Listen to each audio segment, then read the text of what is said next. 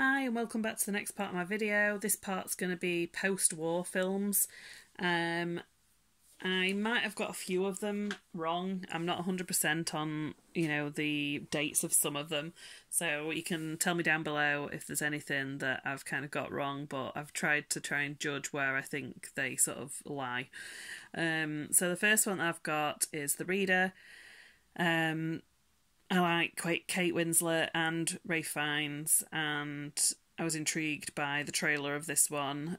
Basically, it's kind of about a relationship between Kate Winslet's character and this teenage boy, and he reads to her, but they also have a kind of sexual relationship, which is kind of inappropriate. I think he's under 16, as far as I know, or around that age.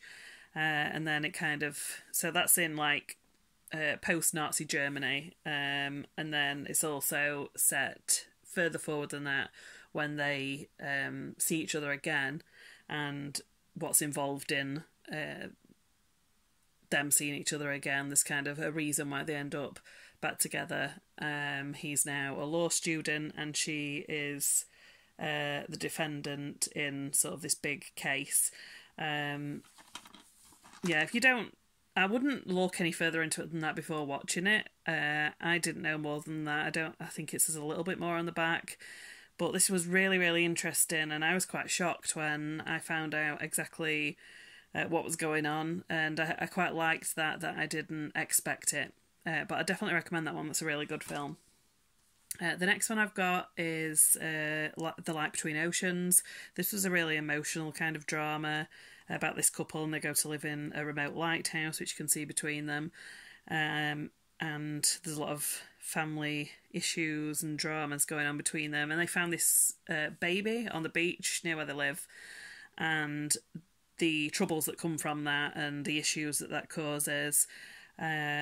This was really, really beautifully filmed. I really did like the way it looked, and I really liked the story. I don't know if everybody would like this though. I think, being a mother myself, that this kind of appealed to me, and I don't know if everyone would appreciate certain things about the film.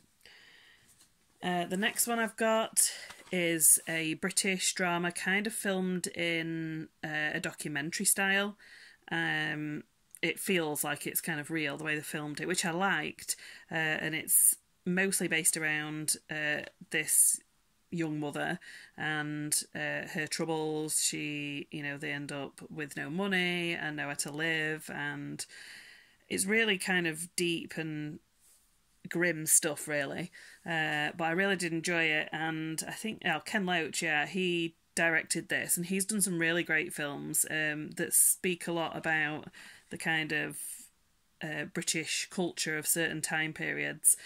So if you've seen this, or even if you haven't seen this, I would definitely recommend checking out this and some of his other work as well, especially if you're interested in finding out more about kind of the way it really was to live in England at certain time periods. It might be interesting for people that aren't from this country as well to see another side to it, because I think often British films are portrayed in a particular way, and we're seen a particular way by Americans or other cultures, and so I think his films really show a truer picture of what to expect from British culture. I think this is in the 60s. 66, and although I wasn't around then, I just thought it felt really real to me. The next one I've got is The Dressmaker, which again has got Kate Winslet in, who, like I said, I'm a big fan of.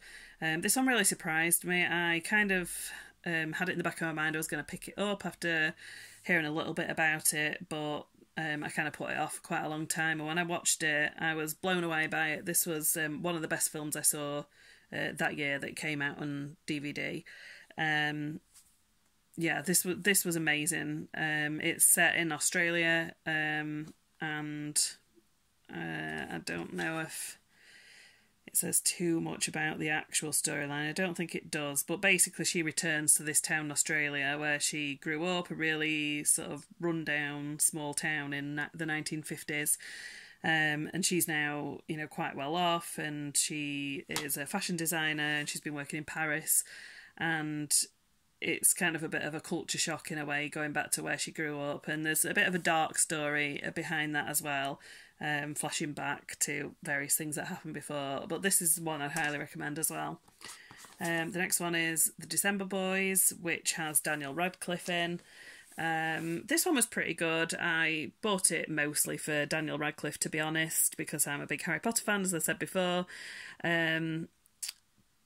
But it was just okay. It wasn't amazing. I did really like the way it looked. It was a really beautiful area where it was filmed. It's kind of set around this foster family who are looking after these boys, and Daniel Radcliffe is one of them. And kind of over like a summer or a period of time, their kind of adventures, and it's got some like more emotional storylines to it as well. But I would recommend it if you like Daniel Radcliffe. This is a fairly enjoyable one, just nothing too amazing. The next one I've got is Angela's Ashes, which is a really, really depressing kind of film, but a really good one. Set in Ireland in, what time period is this? I think this is one I couldn't quite decide where it was. It's around wartime. I'm not 100% whether it's during or just after the war, but it's pretty bleak kind of stuff. Again, like, it involves a lot of poverty and quite sad things, really, of this family. He's probably the main character, actually. This son particularly does focus on him, but his mom and dad and his brothers. And this is really, really sad. There's like awful things that happen in this one, but it's a really, really well made film, and I definitely recommend that one. The next one I've got, I'll probably recommend all these, to be honest. These are all really good films that I've got in this pile. Vera Drake is another one that kind of shows a period of British history that maybe some people don't know a lot about. This is by Mike Leigh, who's another director who's really good at that kind of thing. And basically, it's based around a true story in the 1950s, and Vera Drake helped women to have abortions, basically, which was illegal at the time. But she was a good woman, and I think she was doing it for the right reasons. I mean, obviously it's a controversial subject, and it's not necessarily something I do or don't agree with, but she is a good woman in this film, and you kind of see why she feels it's the right thing to do, even though she puts her own life on the line, really, because, like I said, it is illegal and she could get into serious trouble, but she's trying to help these young women. That's also a really good one, and an interesting kind of storyline to learn a bit more about. This one's Summer in February. This wasn't as great as some of the last ones I've talked about. This was just okay. It was a nice kind of period piece with nice countryside. It's kind of just a sweet story. It was nothing amazing. I think it was based around a particular artist, and I can't quite remember. They live in Cornwall, which I remember, because I really love Cornwall. Yeah, it's kind of like a love triangle story. I can't remember who the artist is. I'm not sure if it's based on a real artist or, based on a true story. Of these three friends, basically, and it's kind of a bit of a love triangle story. I can't remember, it doesn't say on the back either who the artists were, but I'd look into it if you think it's something you'd be interested in. It's kind of like an artist colony where they live in initially. A lot of artists live in that area. But it's got a good cast, and like I said, it's a nice kind of pleasant watch. This one is The Englishman Who Went Up a Hill and Came Down a Mountain. I had never heard of this after watching what I thought were pretty much all of Hugh Grant's films, because I'm a big fan of his.